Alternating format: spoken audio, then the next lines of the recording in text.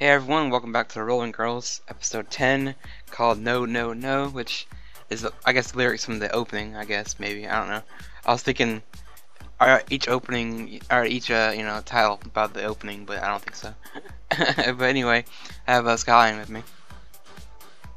Hello, everyone. Yep, he's here, and we're going to talk about top 5 moments from the episode. And we'll jump right in with mine is, FEI Space, because, there's a bit with Chia's family, I guess. Maybe it's part of family, but there's I guess how they got into Earth the first time, which was kind of weird. Yeah, I thought it was interesting how they highlighted it. I wanted them to, but this is mentioned something about going to the past or something, some time travel thing, but it seems weird. I mean, there's definitely, I guess, maybe her dad and mom are big into science, so I think that's why they went to Earth. And the last, she had Superman because they sent her to Earth because the ship was blowing up, and her mom, I guess, went with her. It's very weird, but yeah, it was pretty fun. It's fairly typical for the show so far when you get right down to it to have a crazy little moment like that. For me, the most curious moment is who shot them down. Yeah, that's true. I'm gonna say that too. They have two more episodes to answer it, and it looks like they're going to extend this, except for having the typical two-episode arc they've been doing. It looks like this is going to stretch into the remainder of the show. So 3 episodes, 4 episodes, something like that. Yeah, and I'm also wondering because there's a guy sitting in the I guess the pilot of this ship. He has a little short white hair, and there's a guy on the pirate team who has the same kind of hairstyle. I'm wondering, is that him?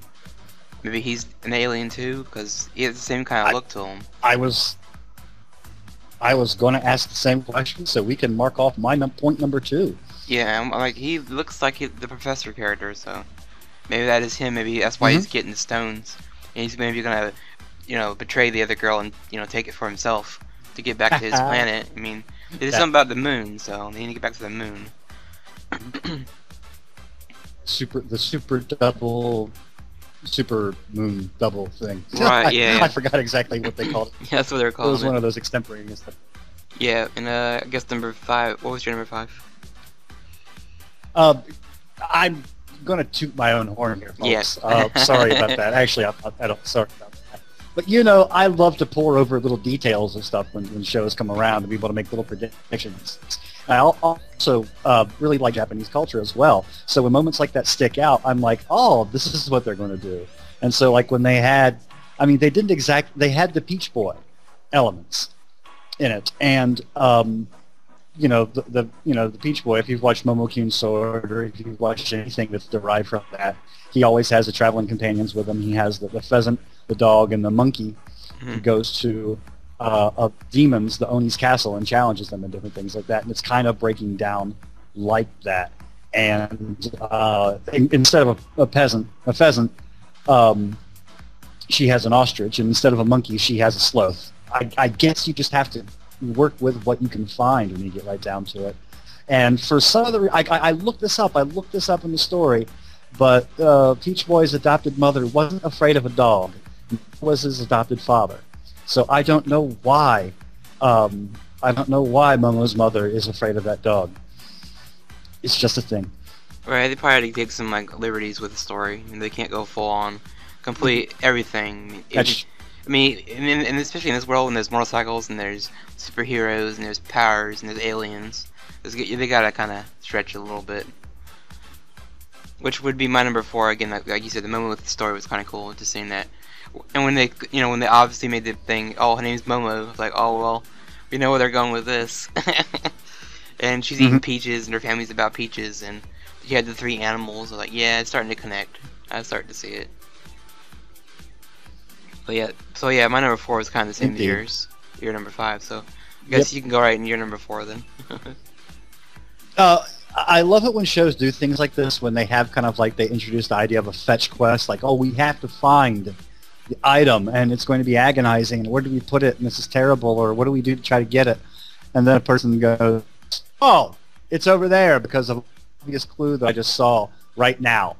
And it just goes right to that octopus pot that's being in a museum. And Chiaya's mom is just like, oh, why didn't I even notice that? I kind of love it when shows do that, when they just kind of like just kind of tweak the narrative nose and not say, oh, it's not going to be an overextended, hyper-evaluated kind of fetch quest. It's just right over there. Right.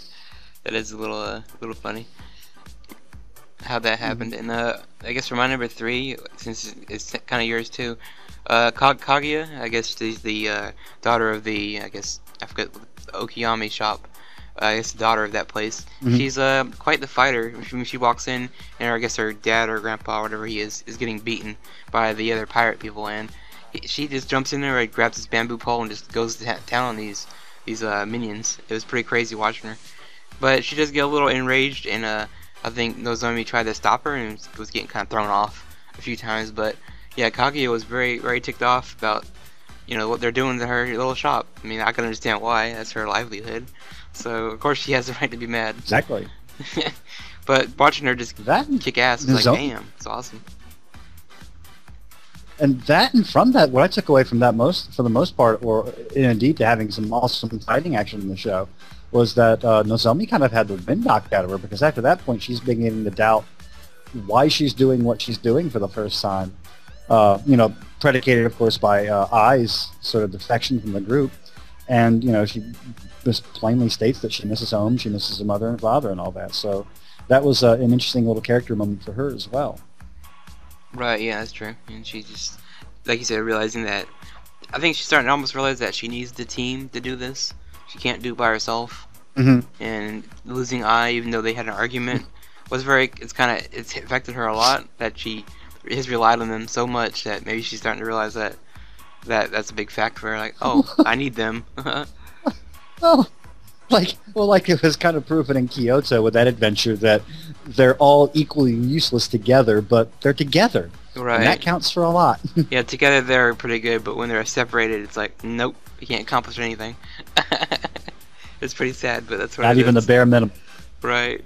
Hey. And I guess you can go right near your number 3 since we're talking about Kaguya a little bit. Again, we're just matching up here. What was her weapon? They didn't make an obvious notation of her having a stone in her possession.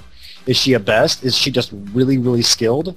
And because her weapon kind of, instead of having, not instead of, I'll take that back. It did have a special effect to it. It had those, the bamboo shoots coming off of the end of the bamboo pole and different things like that, and it had a magical sound effect whenever she struck an opponent. So, is she a best, or is the pole? Is it a magic bamboo pole that she can use really well? What?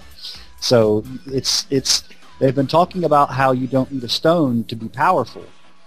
It's it's the power within, and all that sort of storytelling elements to it. But what exactly is she doing? Right. Yeah, it's a big question. Also, I think Kaguya is mentioned in the Momo story as well. I think she's the something from the moon. I think. As far as I know, because they had a Kaguya in Momo-Kyun's sword as well. She's a scientist that was kind of stuck on Earth because she was from the moon. So it makes you think maybe she might be an alien or some kind of alien type too.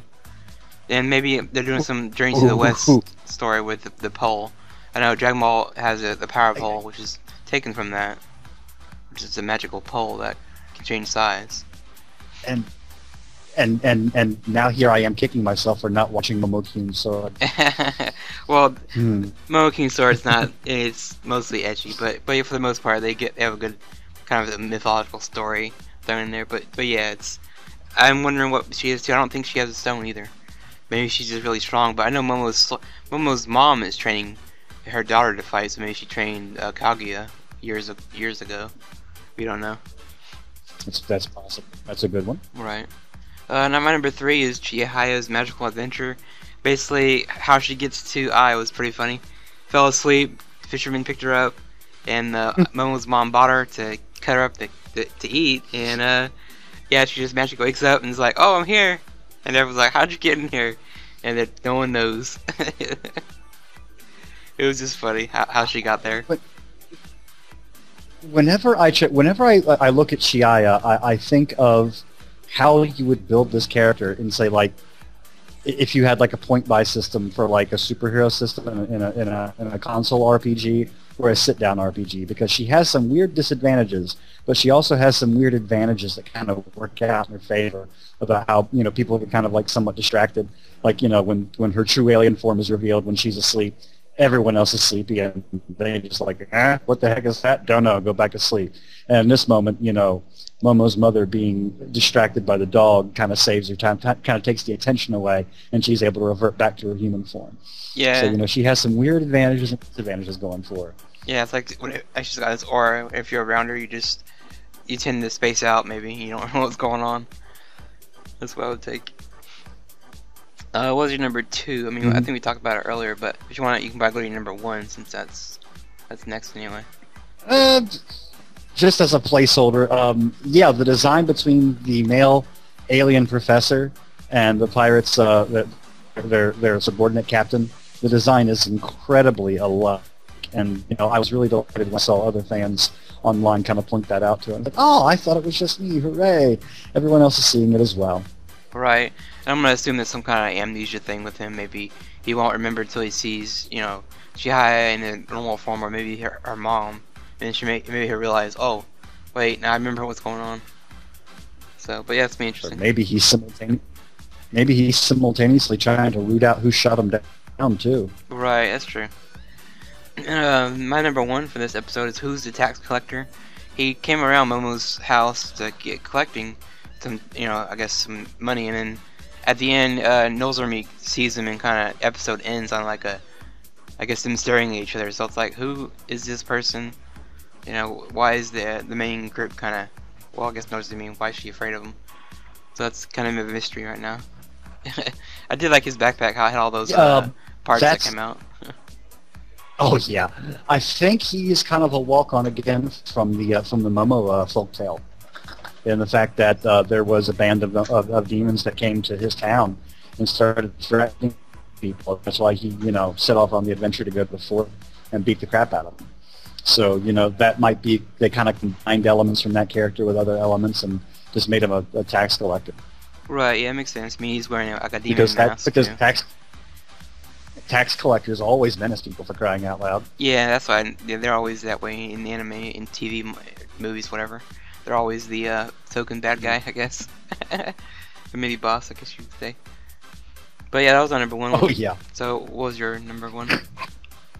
A really good cliffhanger moment between Momo and Kukino Ura, the captain of the Okayama Demons. It was just kind of like, again, buying that Momo, the Peach Boy legend, and how she had to go into a different place and face down a demon commander and different things like that. I liked her weapon. It was kind of like, she reminded me of Nui from Kill la Kill, and how she was dressed, how she had that kind of like that elegant pink Lolita look.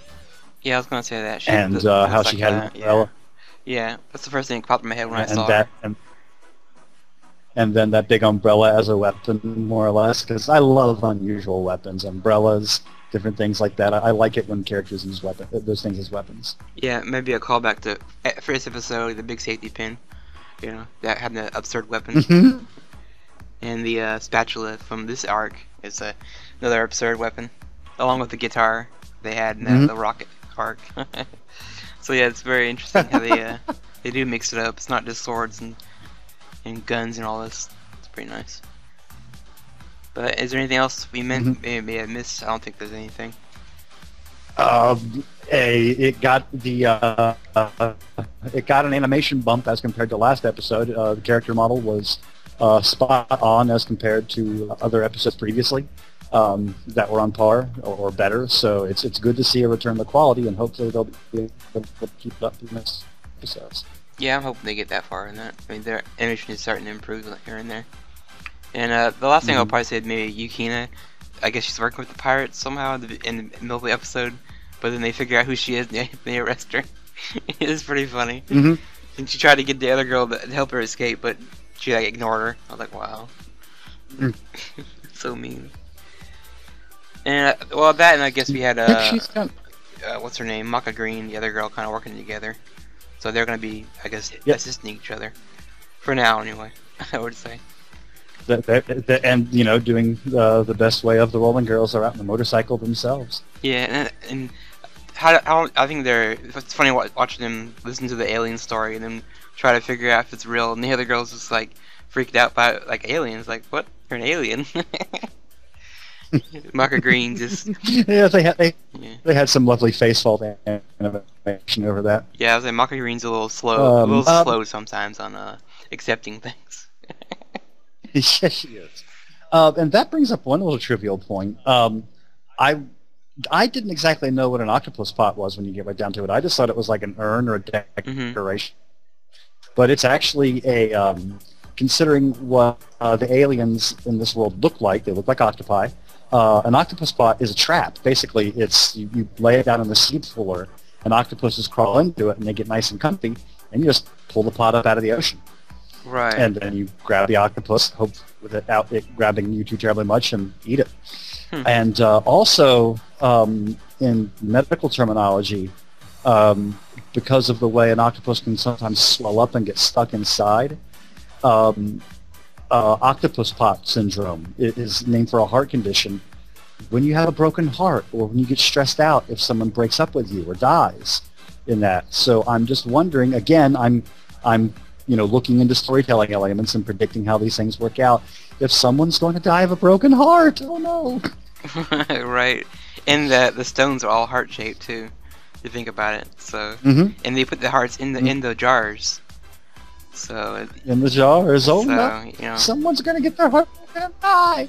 Right. I mean, the only thing I see that is the heartbroken part being Chihaya going back to her planet.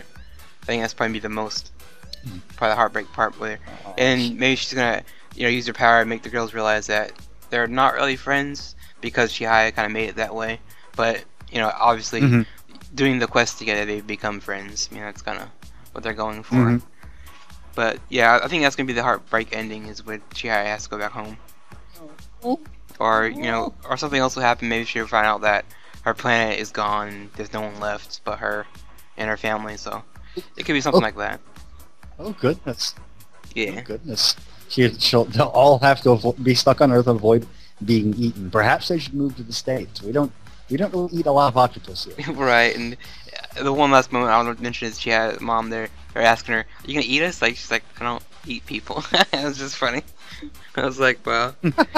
Maka Green she's starting to, even though she hasn't done much, she is, I don't know, she's kind of funny when she has those, I guess, blonde moments where she's, trying to be herself, I guess. Her and Ryoga both have been good supporting characters. I'm glad to see them back, and it looks like they're going to be heading into the chaos themselves. Yeah, and maybe get their stones back, and will they fight each other again? Probably not. Maybe there'd be a bigger threat they can team up. Probably. Yeah. But I think that's pretty much the episode. Well, go ahead. That's the kind of rivalry they just can't leave behind when you get right down to it. They have unfinished business. Get right down to it. Yeah, that's true. And I guess that's pretty much the episode, so we'll see you guys for episode 11. Yep, I guess we're getting pretty close to the ending. It's getting interesting. Thanks a lot, folks. Bye.